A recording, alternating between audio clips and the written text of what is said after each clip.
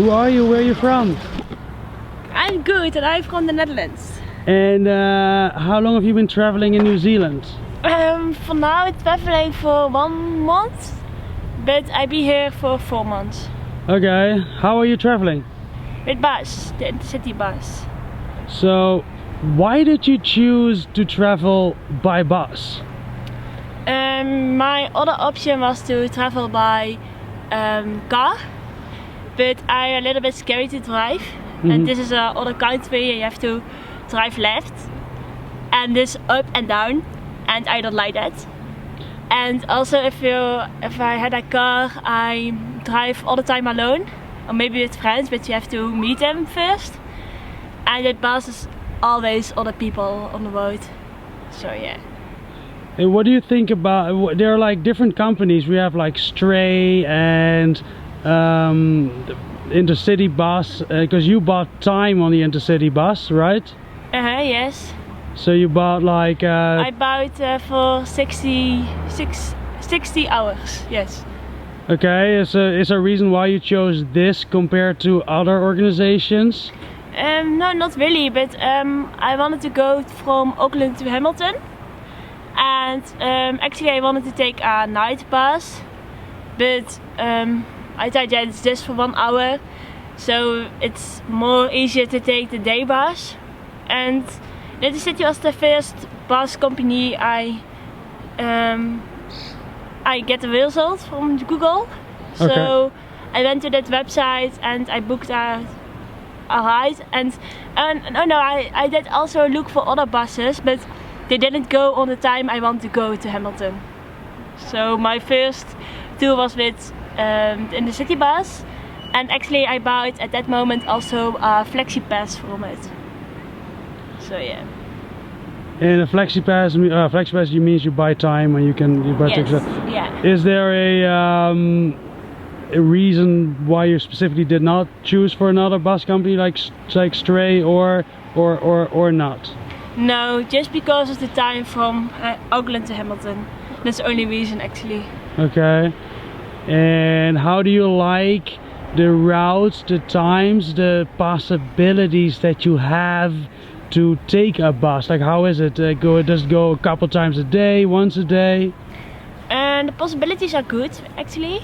They are going from 1 time per day to 3 times per day.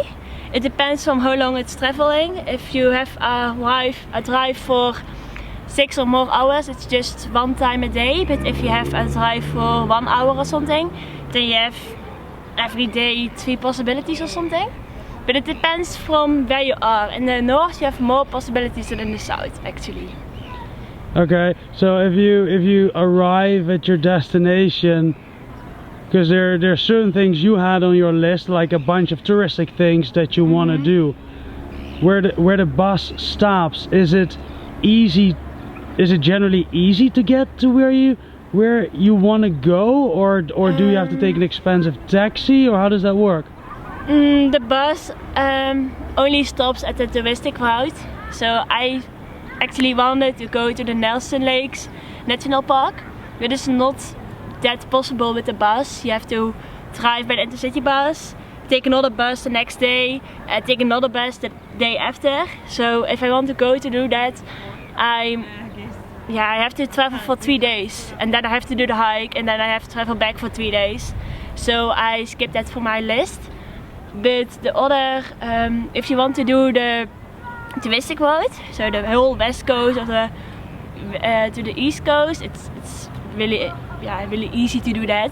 And the bus stops at the little places and also at the big places. So you have a lot of opportunities to visit the things you want to do. But in the middle of the country, it's a little bit more difficult to do.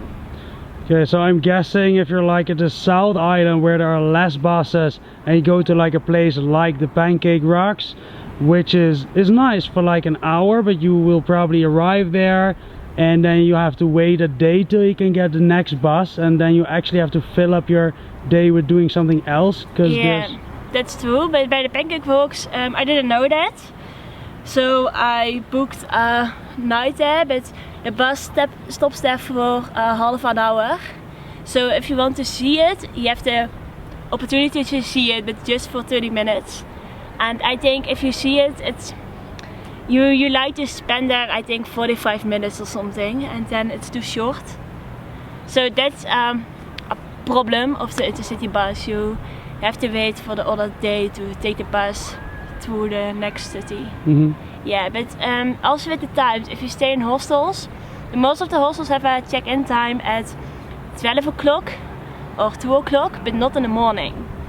And if you travel with the city bus and you have only 2 hours to drive, and the most of the time you arrive at 10 o'clock, 11 o'clock.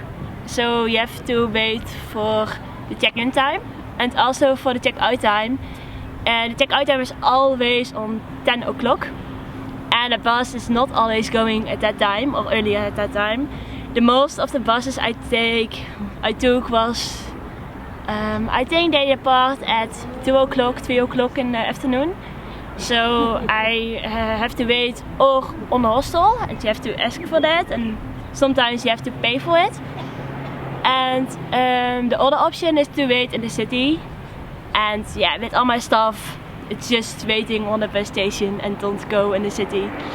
So yeah, but with a good book or with a good listening to music or something, or a good feeling, it's not that difficult or that do you say that bored? Yeah. But it takes just more time. You have to wait. Yeah, and especially if you feel really tired, it's not that good. Right.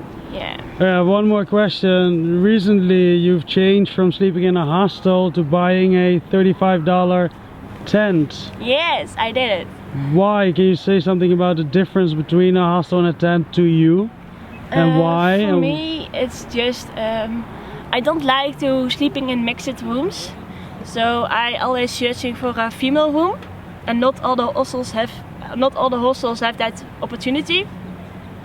And every time if you want to book only a female room, you have to pay it for $2 or $4 more, and you have not always that privacy. And you have with only female room, it's always good for me. But if you have a mixed room, there are a lot of people who make noisy, loud in the in the evening. And for me it's fine, but not if I have to wake up the next morning very early. If I want to do a hike or something and I want to be very fit for that, then it's not so good. And yeah, in the tent you have just your own space and you're not in the hostel, so if the people are noisy, you don't hear that so much. If there's possibility to put your tent at a hostel, or if there's a camping on walking distance.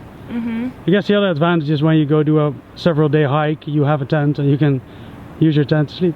Yes, that's also good. You have the opportunity to do a hike for 3 or 5 days or something. But then still I have a lot of stuff, so I have to book a hostel, drop my stuff and then take my tent with me.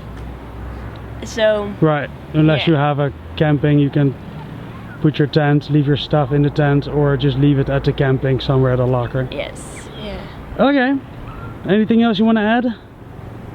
No, yeah.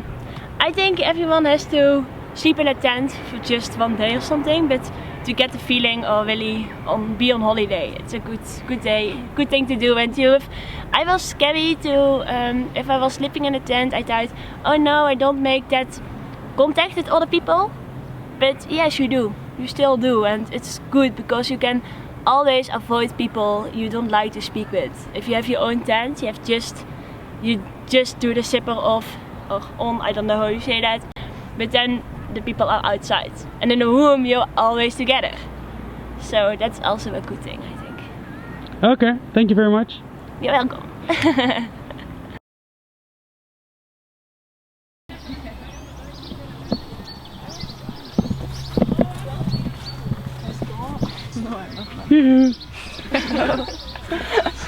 How is it in the car?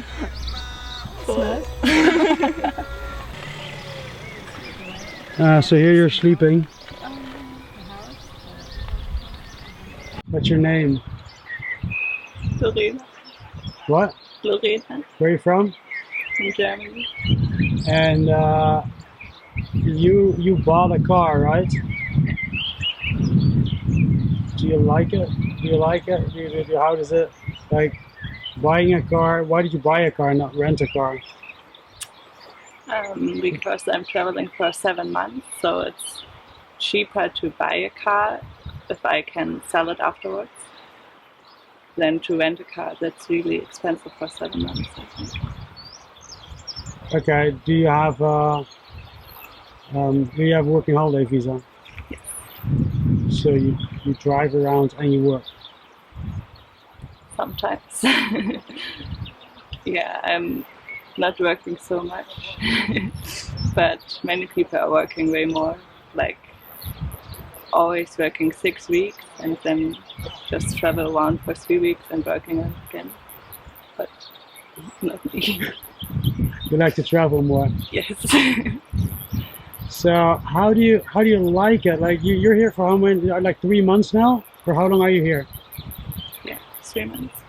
And how have the last 3 months? Do you? Is it enough time? Do you think that a year is good to be here, or is it too long?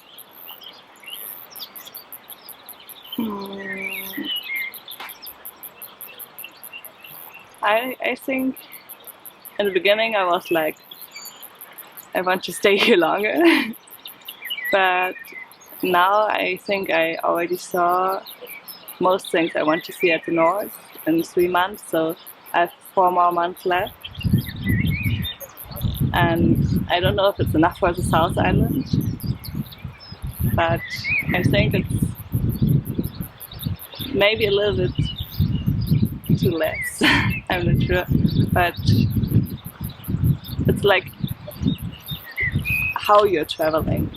So many people are here just for 3 months and they're traveling really fast, but we're seeing a lot, like 3 waterfalls a day or something. So I think it's enough if you use every day to see something. So you go to a place like a waterfall and then you hang out there for 1 or 2 days and then you go somewhere else? Is that it? No, it depends on what. Sometimes we are seeing like 3 things at a day, like we're driving to a waterfall and we're driving to a cave, then we're driving to the next waterfall. And sometimes we're not seeing anything at all at a day, just driving to nowhere. So, yeah, every day is different. How expensive is it to drive around in a car?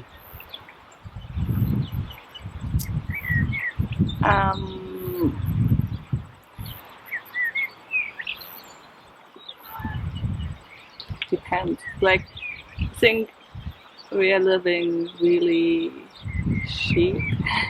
We are not buying so much, and we are always trying to use all the food to eat everything and so on. But I heard of many people who are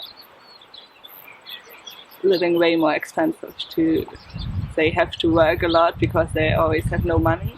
But we worked 3 weeks and we could afford to live 3 months from it. That's nice. And are you happy with the kind of car you bought?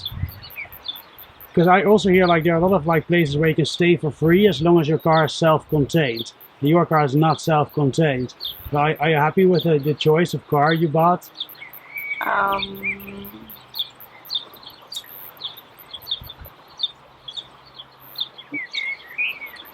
Yeah, I'm happy with our car. It's like I wasn't thinking about other cars in the beginning because I bought it from a friend. So I didn't knew that there was something existing like self-contained cars and so on. And sometimes I'm like, oh, I would like to stay on a free campground, but there are also places where you can stay with a car like ours that isn't self-contained. So for free? Yeah, like here at the falls, you can just stay here for free even if your car isn't self-contained. Right. So there aren't so many places like for self-contained, but it's okay. And if somebody, because you're 19 years old, right? Would you advise somebody else same age to do the same as you did now, or would you have done anything different with the experience you have now?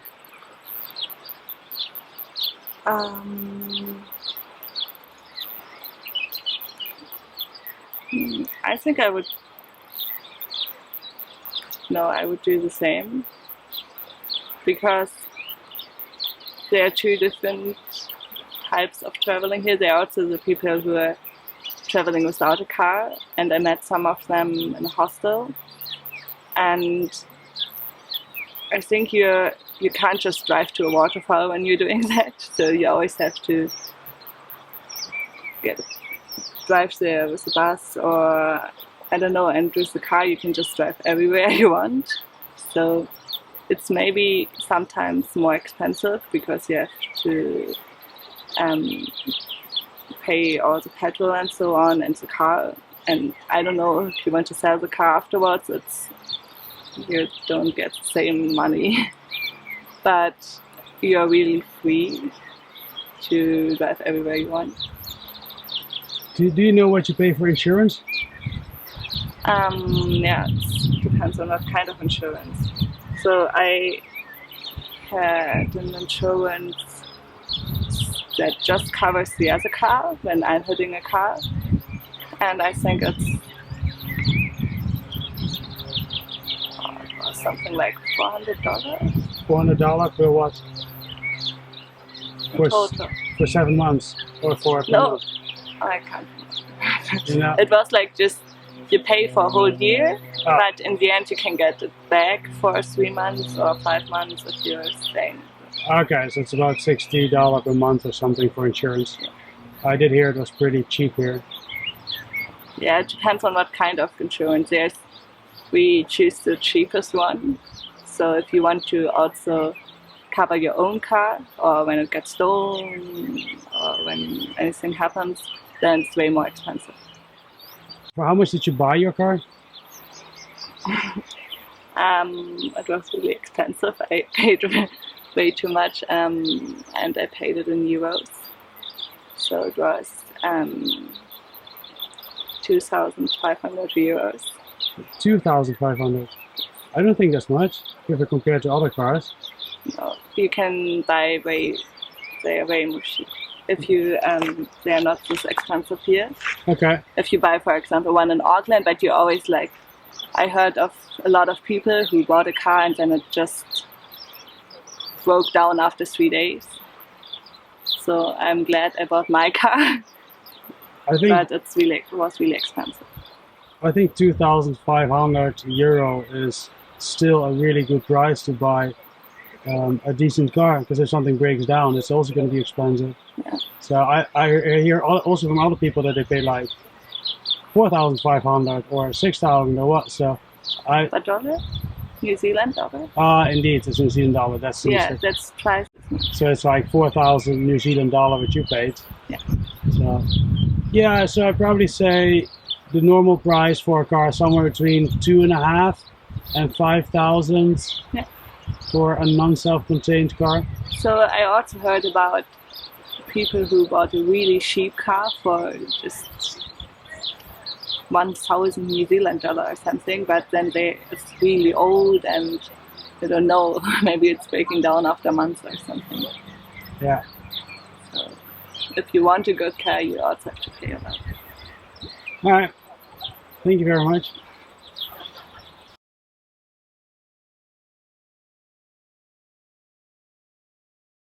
Hello, campers, trampers, how do we call you? How do you do it when you watch the tramper? Trampers, I guess. Trampers. Hello. Hey! What's your name? I'm Clea. Which country are you from? The United States. So you're walking what's the name? The TA. Actually, I'm riding this horse here. How is it so you're walking from the north all the way to the south. How is that? It's awesome. It's the best. I just love to eat a lot, honestly, so I like to walk all day so I can eat as much as I want. But seriously, would you advise other people to do it? Yes, always. You Yeah. can learn a lot about yourself on the trail. Like what you smell like after not showering for 2 weeks. So would you advise someone to do the same as what you do, or would you rather say rent a car and go to the nice trails and only do the nice trails? Is this like only for the challenge, or how should I see that? Yeah, it's a challenge in a lot of ways, honestly, like more than I was used to, because if you want to live comfortably, you should definitely rent a nice car and stay in hostels and shower all the time and just like do little day hikes. But if you really want to be challenged, like physically and mentally and emotionally, then you should do this trail. But it's worth it. It's always worth it. Do you think it does matter what age you are? I don't think it matters, honestly. I met some of the strongest hikers I met on the trail were in their 50s, and I think that's really cool. I hope I'm still doing that someday.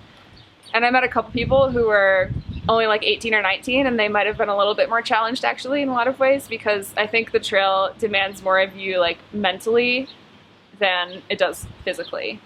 So as long as you're willing to stay flexible and be prepared to see new things, you'll be fine. What's your favorite food on the trail? Ooh, probably peanut butter. I'll eat it with anything. Like peanut butter and ramen, with fruit, with dried fruit, with nuts. I'll eat peanut butter and peanuts. I'll eat it just out of the jar with a spoon, with a stick, with my finger, you know. So is peanut butter better than chocolate for you on this trail? Oh no, chocolate's the best actually. Especially like the Whitaker's. The Whitaker's chocolate and peanut butter is by far the best. It's like, that's like they have chocolate and peanut butter, or do you like put peanut butter on the chocolate? How should I see that? All of it.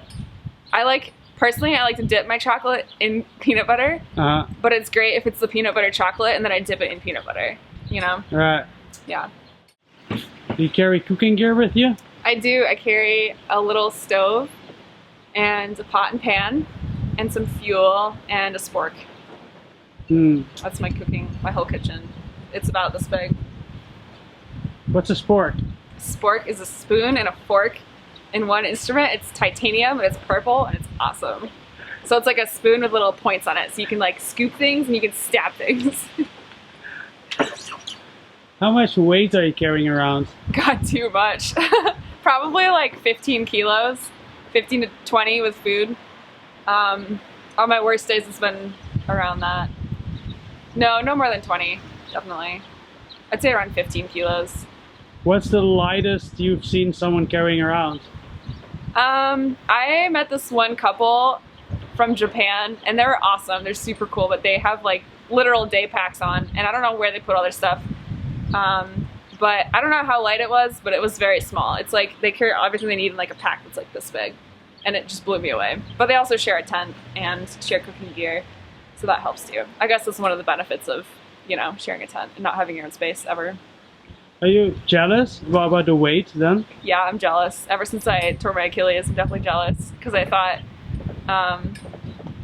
well, I always thought that the ultralight thing was kind of a scam. It's just like a way to make money, you know? But I've realized more and more that it really does work. If you don't carry a lot of weight, you can hike faster and farther, and you can see more and do more stuff.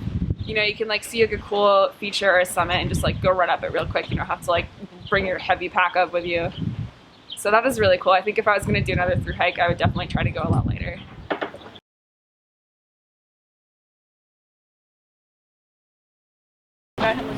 Yeah! Woo! Do this. Oh! Fuck you!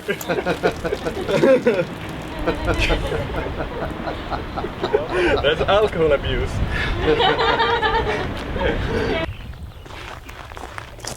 Hey guys, and then there is me.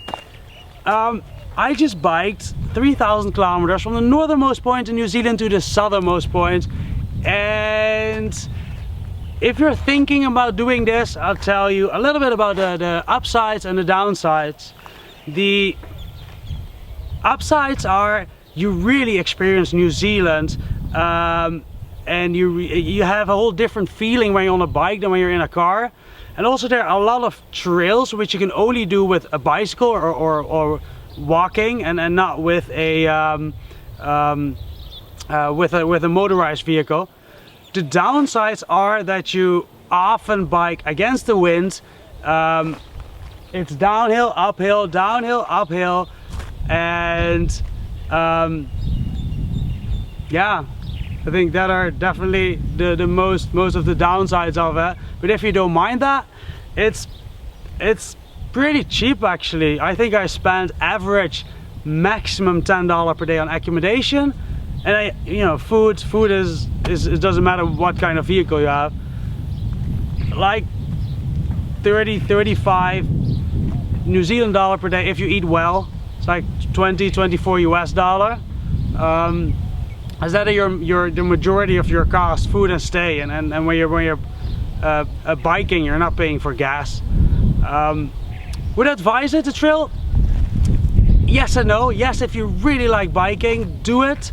But you have also a lot of like crappy roads, because New Zealand is not really made to like cross from top to bottom by bicycle. It's more made to put your bike on the back of the car and drive to the great trails. You can see them on nzcycletrail.com.